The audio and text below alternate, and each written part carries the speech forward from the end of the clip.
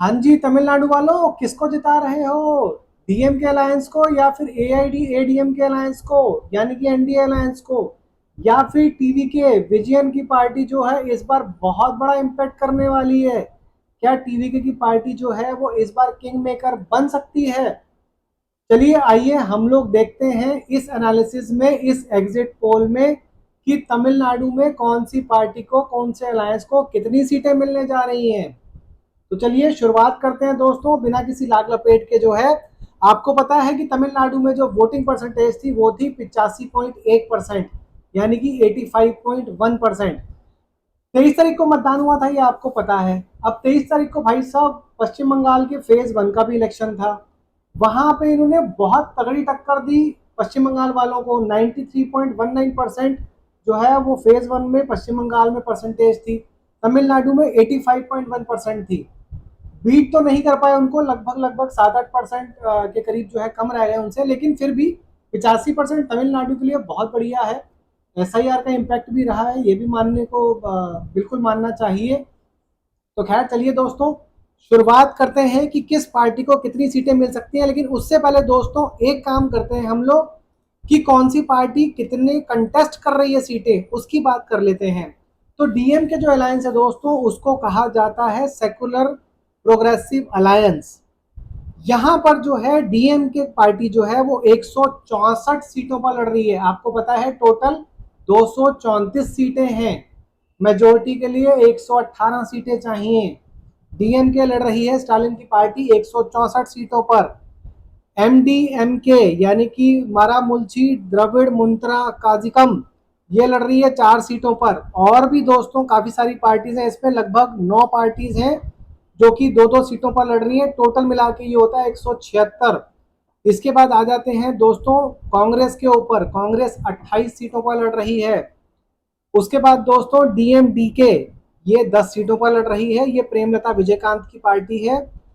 उसके बाद विदुलथई चिरुंगलई कथई यानी कि वीसीके, ये 8 सीटों पर। सीपीआईएम 5 सीटों पर, सीपीआई 5 सीटों पर, आईयूएमएल 2 सीटों पर। तो ये होता है डीएमके अलायंस का टोटल 234। अब एआईएडीएमके की बात कर लेते हैं दोस्तों। एआईएडीएमके में जो है, एआईएडीएमके लड़ रही है 166 सीटों पर, यानी कि 166 सीटों पर। डीएमके 164 और एआईएडीएमके 166। उसके बाद आती है दोस्तों आईजेके।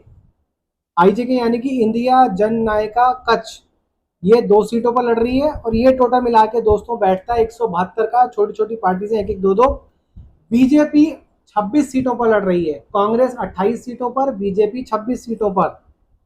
उसके बाद तमिल मनीला कांग्रेस है दोस्तों, मूपनार की पार्टी 5 सीटों पर। South Indian forward block 1 seat पर। और टीएमएम के 1 सीट पर। पतली मक्कल कच्छ 18 सीटों पर लड़ रही है। अम्मा मक्कल मुंत्रा केजीएम यानी कि ए एम एम के, ये 11 सीटों पर लड़ रही है। तो ये होता है दोस्तों 234। इसके बाद जो तीसरा अलायंस है दोस्तों, उसकी भी बात कर लेते हैं। पीएम के और A I P T M M K alliance. A I P T M M K जो है वो 71 सीट्स पर लड़ रही है। शशिकला की पार्टी है, जो कि एआईएडीएमके की जो चीफ होती थी उनकी बहुत ही निकट संबंधी होती थी।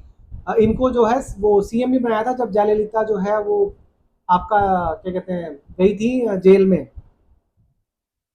तो ये अलायंस जो है दोस्तों 80, सॉरी माफ कीजिएगा, 120 सीट्स पर लड़ रहा है। इसके अलावा कौन सी पार्टी है? इसके अलावा विजय की पार्टी है दोस्तों, तमिल लेगा वेट्री कजकम, 233 सीटों पर लड़ रही है। इसके अलावा नाम तमिलर कच्ची यानी कि एनटी के, ये भी दोस्तों 234 सीटों पर लड़ रही है।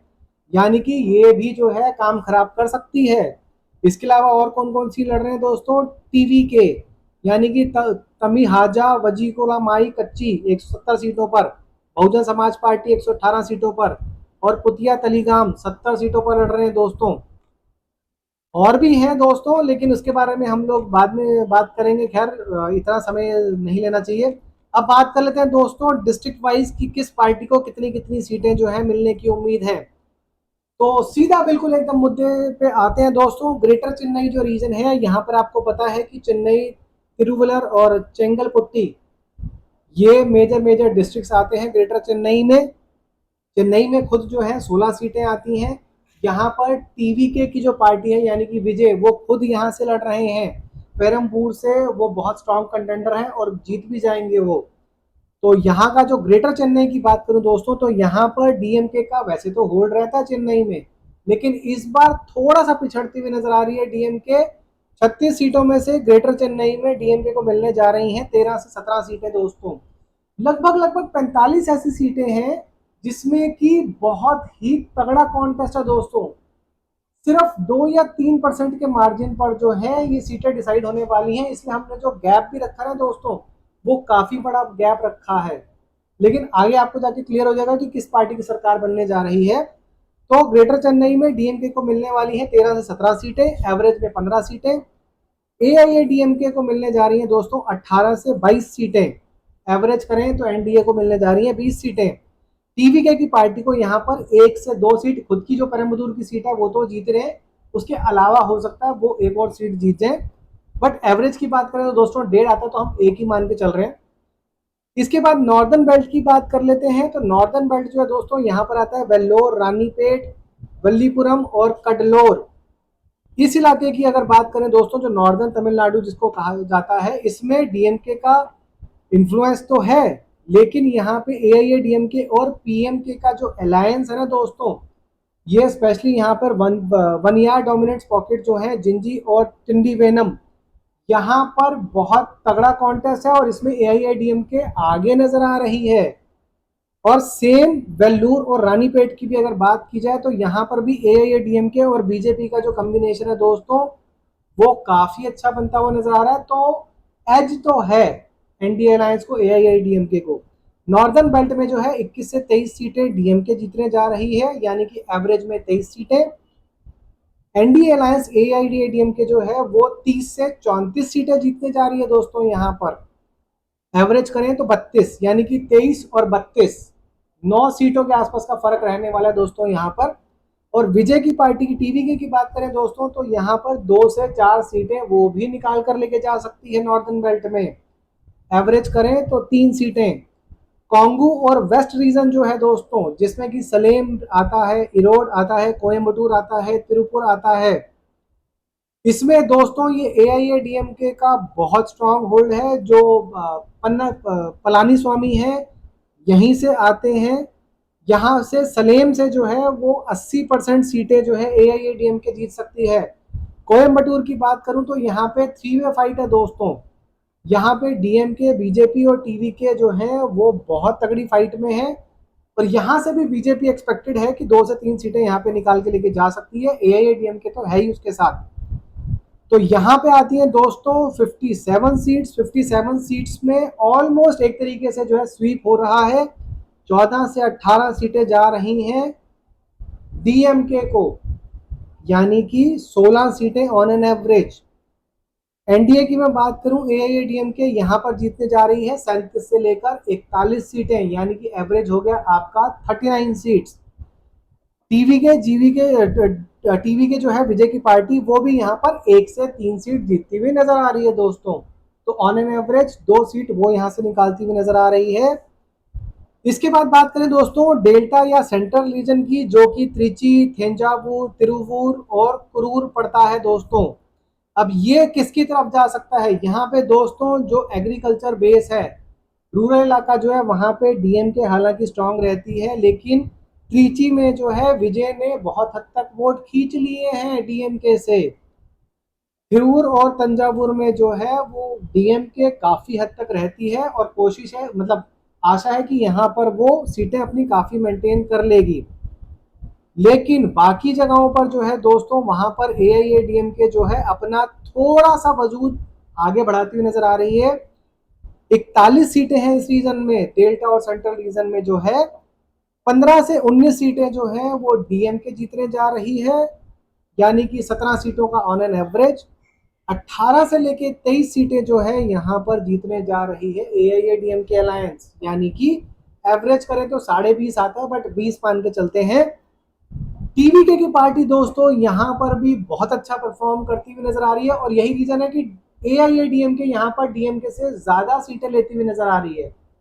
तो टीवीके की पार्टी जो है यहाँ पर 3 से 5 सीटें लेती हुई नजर आ रही है, यानी कि ऑन एन एवरेज 4 सीटें। अब लास्ट रीजन जो आता है दोस्तों, वो आता है साउदर्न तमिलनाडु का, यानी कि मदुरई, तिरुनेलवेली, कन्याकुमारी। कन्याकुमारी में आपको पता है कि बीजेपी स्ट्रांग है। तो यहाँ पर दोस्तों मदुरई की बात करें तो यहाँ पर वर्डिक्ट जो है वो स्प्लिट है ऑलमोस्ट। एआईएडीएमके रूरल सेगमेंट में जो है वहां पे स्ट्रांग रहती है, और डीएमके जो है, क्योंकि इस बार पनीर सेल्वम जो है एआईएडीएमके छोड़कर डीएमके में शामिल हो गए हैं, तो थेरावूर में जो है डीएमके थोड़ी सी सीटें लेकर जा रही है।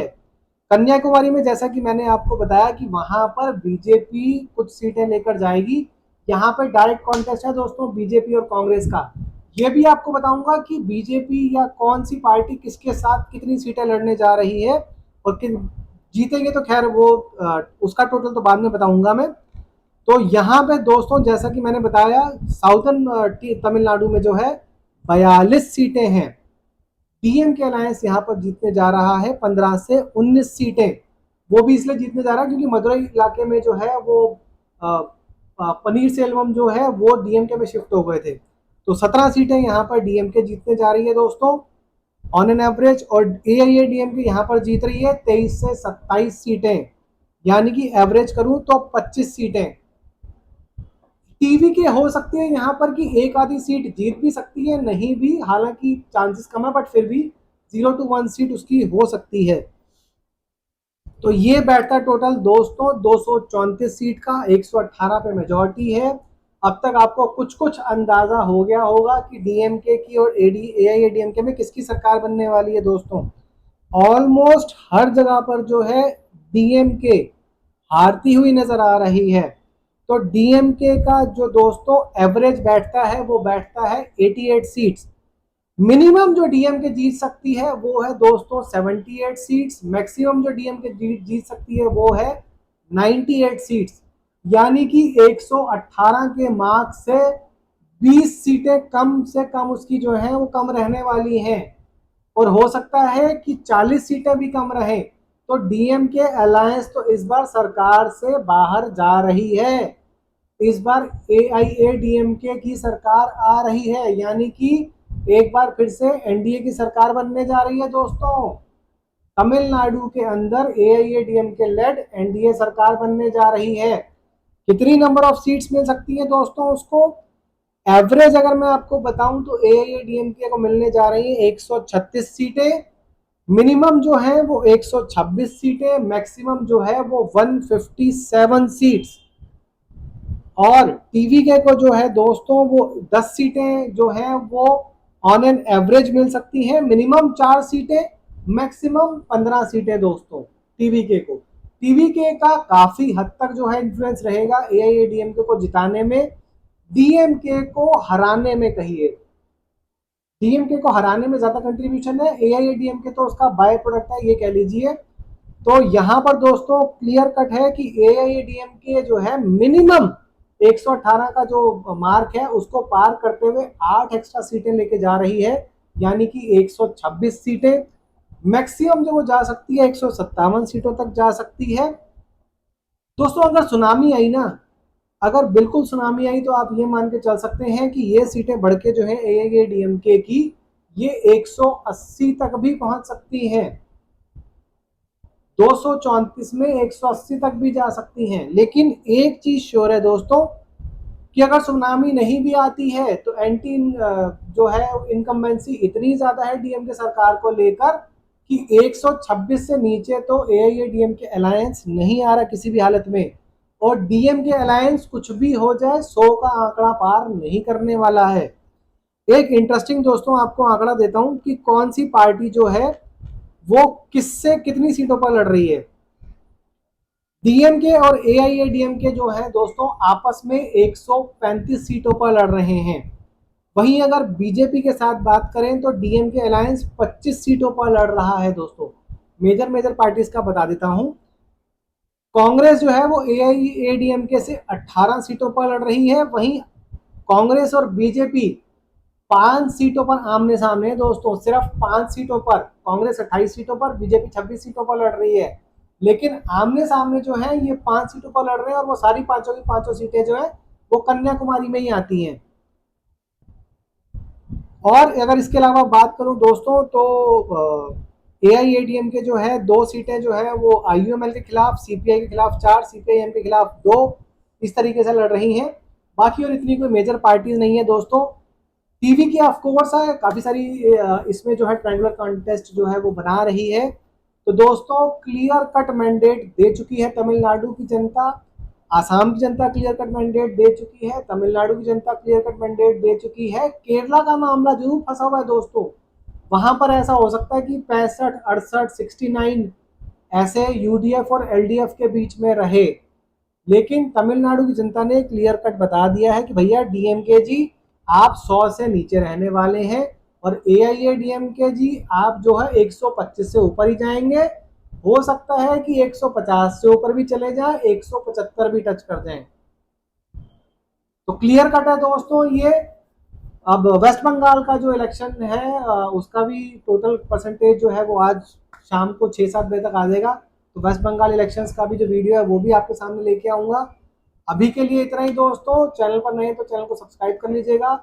वीडियो को आपने लाइक कर ही दिया होगा, और कमेंट सेक्शन में आप कमेंट करके कुछ भी मुझे बता सकते हैं, जो भी आप बताना चाहें। मेरा एनालिसिस कैसे लगा, थैंक यू या बहुत बढ़िया एनालिसिस था, ये आप लिख के जो है वो बता सकते हैं मुझे।